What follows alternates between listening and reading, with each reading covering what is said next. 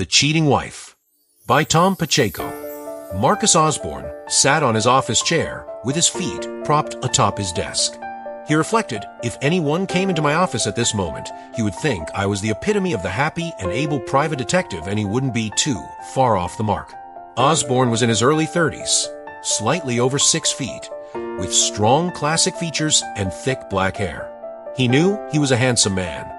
After 3 years in the business, his private detective agency had a good reputation in the city. He was single and in love. The only drawback to this picture was that the object of his feelings was a married woman. 3 knocks on the door of the office brought him back to reality. "Come in," he said, taking his feet off the desk. A slender middle-aged man with thinning hair and rimless glasses, dressed in an expensive suit, opened the door and walked in. The detective got up from behind his desk and shook the newcomer's hand. "Please sit down. I'm Marcus Osborne, director of the agency. What can I do for you?" He said this with a half-anxious expression which he had practiced in the mirror many times. "My name is Harold Jones." He spoke in a low voice. "You have been highly recommended to me. I have a very sensitive matter to discuss, and I've heard your agency is very discreet." Osborne acknowledged the words with a modest inclination of his head. Looking away, Osborne's new client explained, "I suspect my wife is cheating on me, but I want to be sure. I want you to investigate. Follow her when she leaves our apartment. Let me know where she goes and who she sees. We can give you a complete and detailed report. When would you like it?" "I guess 2 weeks will be good enough. Unless you think you should follow her longer. We'll see. But 2 weeks may be okay? Fine. This is my card with my address.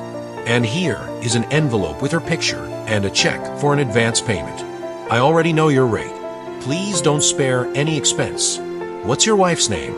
"Christine Ann." Osborne held his breath. Christine Ann was his lover's name. This man must be her husband. He opened the envelope and looked at the picture and the check, hoping to gain time and recover his cool. Jones perceived his seriousness as a desire to start work on the job at once. "I see you're a man of few words. I'm sure you'll give me a thorough report next time I see you. Good day." Marcus finally found his voice.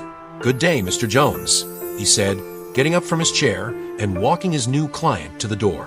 After Jones was gone, Marcus sat down again at his desk. He was stunned. Mechanically, he opened the lower right-hand drawer and took out a bottle of scotch and a glass. He poured himself a generous shot and, while sipping it, pondered how to handle this tricky situation. So his new client was Christine Ann's husband. Not much to look at, he thought. No wonder she wants to get a divorce and marry me. Besides, he thought, she's in love with me. He knew he couldn't give this client a true report. Still, he had to make a report. He decided to give his operative Scott Palmer the job and to stay away from Christine and during the 2 weeks of the investigation. He would tell her about her husband's suspicions later, after he had delivered the report. They would have a good laugh then. 2 weeks later, Scott Palmer, 21, eager, and in love with his job, came into Osborne's office. "I've finished the Jones investigation. I'll have the report on your desk first thing tomorrow morning." "Great. Do me a favor now, will you? Call Mr. Jones and ask him to come to the office tomorrow morning at 10. "You got it. See you tomorrow." But the next morning when Jones walked into the office, Scott hadn't finished the report yet. "Good morning, Mr. Jones." "Sit down. Would you like a cup of coffee?" said Osborne, trying to gain some time until his operative brought in the report. "That would be nice. Thanks."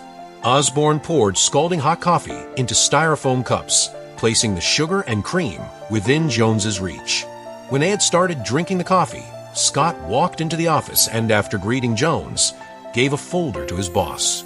Quickly, Osborne took out the original and gave it to his client, keeping the duplicate face down in front of him. Jones read the report without a change of expression. When he finished, he looked at Osborne directly and said, "3. Beg your pardon. I was afraid of something like this. 3 of them in only 2 weeks. What are you talking about?" "Your report. It's really complete. It shows that she had 3 lovers in 2 weeks. Osborne choked on his coffee, spilling some on top of the copy of the report in front of him. He exclaimed, "What? Oh, "Pardon me," and, using the excuse of wiping the coffee from each page of the report, started reading it. When he finished, he felt weak and exhausted.